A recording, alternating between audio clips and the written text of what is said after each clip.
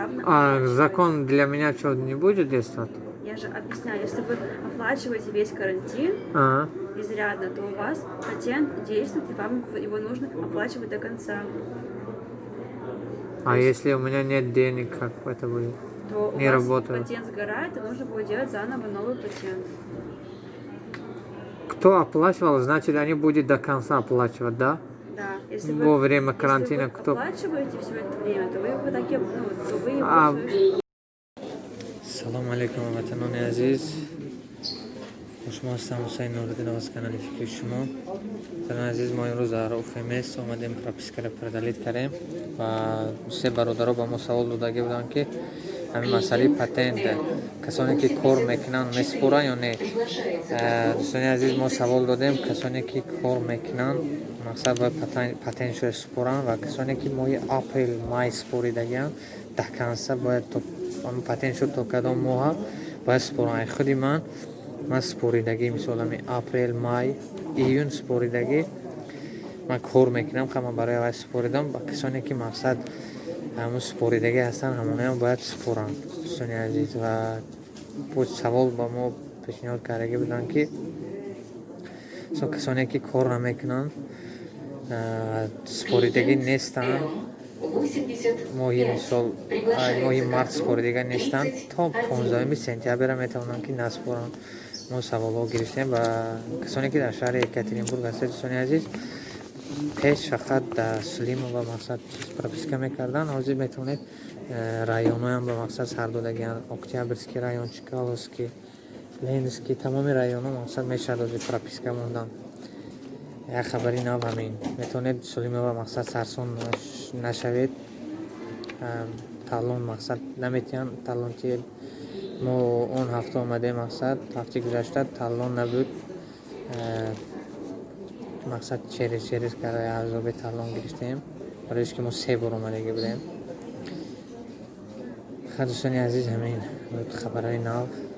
ман имрӯз пропискаи предалит кардем бо то 10 сентябр.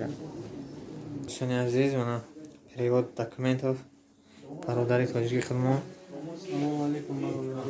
Дӯстам адрес пеш Сулимова 46 пеши УФМС ба Черкисов чанд буд? Черкисов 7. мебиёед бародаро, мана ҳаминҷа медоред подвалда бо мо бери нишаста мкон мекунем.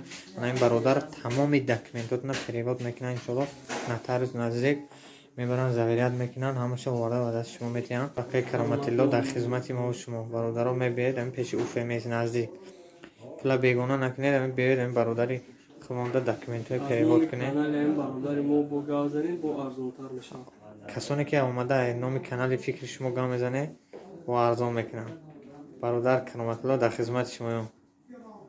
дӯстони азиз, касоне ки кор мекунед хубаш супоред ва касоне ки моҳи март апрел супоридед, ин қонуне ки ҳозир июн буромадагӣ аст, ин барои мову шумо чиз намекунам, действият намекунад. ман супоридагӣ моҳи апрел ман кор мекунам, бояд ман то охири октябр патентам тамом мешавад, то октябр супорам. Июнь, июль, да, получается, до июля оплатили. до 10-го, да. Да.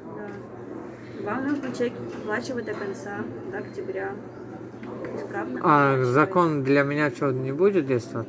Я же объясняю, если вы оплачиваете весь карантин Ага. изрядно, то у вас патент действует, и вам его нужно оплачивать до конца. А если у меня нет денег, как это будет? То у Не вас работаю. патент сгорает, и нужно будет делать заново новый патент. Кто оплачивал, значит, они будут до конца оплачивать, да?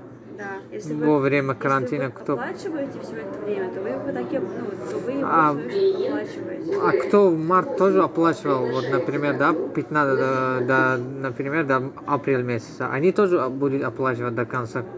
Если у них патент оплачен до апреля и больше они не оплачивали, то у них патент действует до мая, Сентября. до июля у них патент действует. До 15 июня, да? Там нужно дату смотреть на патенте. Все понял. Понятно? Апрель, май, июнь, июль. Ну все, да. Оплачивайте дальше чеки до июля. У вас сейчас патент оплачен.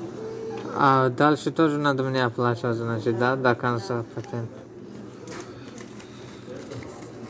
А если не оплачивать, то снова надо претензия Он у опять. вас скрыт, нужно будет делать заново новый заказ. Как все сложно, да, у вас?